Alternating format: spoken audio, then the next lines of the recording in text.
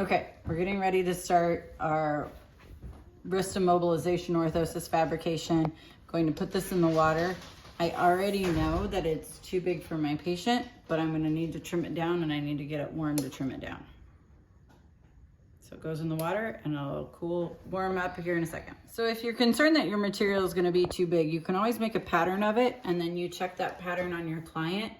When you're fabricating an orthosis, you wanna make sure that it's 2/3 the length of the forearm, half the width. So this is about half the width, but I do know that it's gonna be a little bit too long, so I'm gonna trim it just about here for that.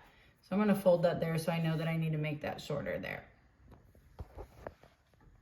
Okay, so when the material is ready, you wanna take it out. You wanna be very careful when you take it out so you don't get lines from the spatula in there.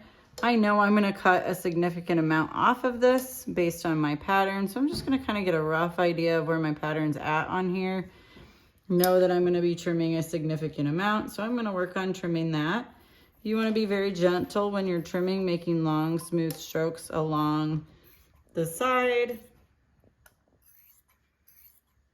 I'm gonna have to fix that. So I'm just gonna continue to trim to make sure that this will fit my client.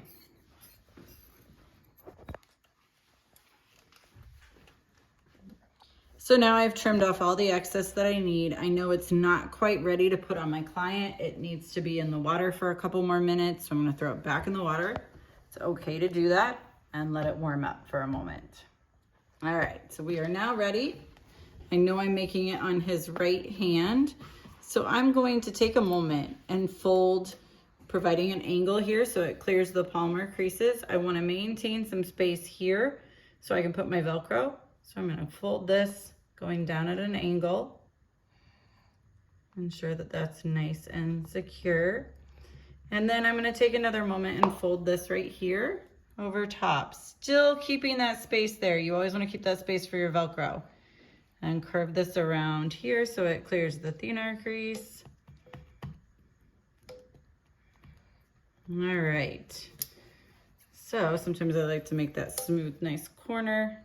And what our next thing is going to be is to put it on our client. So our client is here and ready to go. It's nice to be across from them. Sometimes it makes it a lot easier to do this. I'm gonna set my hand so I can hold his wrist and fingers in place. And then I take my left hand and I very gently smooth this down.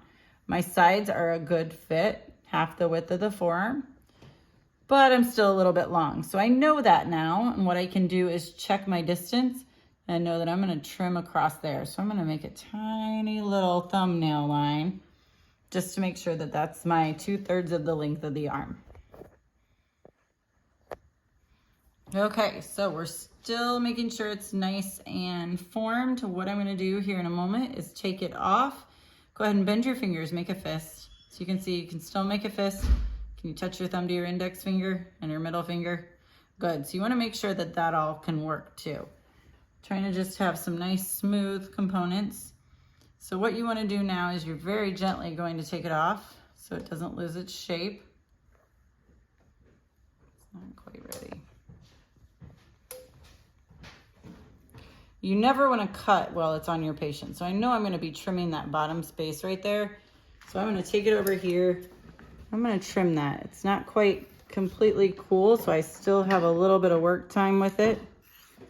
I'm going to trim this really quickly. I'm going to get it back on my client so I can make sure that that's still molded in place. Check our length, because once I've cut, I can't add back. There we go. We're almost cool. Once we're done with this and it's ready to, after this, we're gonna put our Velcro straps on and I'm gonna flare the bottom edge here in a moment. Okay, so I'm just gonna dip this in for a second so I can flare that bottom edge so it's not digging in. Get it nice and warm. Once I take it out, I wanna hold it like this. I just take my thumb and just very gently flare that bottom edge against my index finger.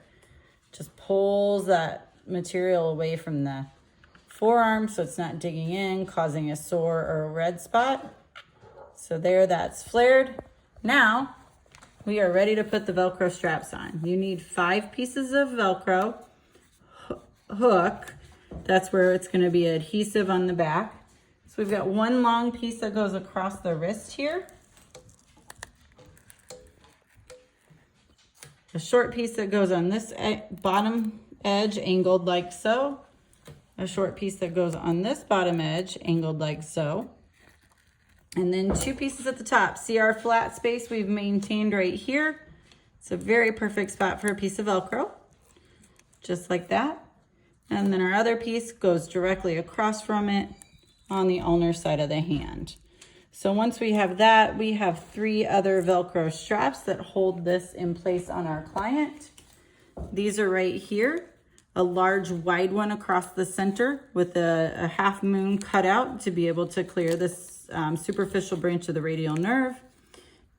A longer one at the forearm and the shorter one across the metacarpal. So what we're gonna do is we're gonna come over to our client. We're gonna slide this on, checking that it's nice and snug. Bring that wrist one across, snug that on.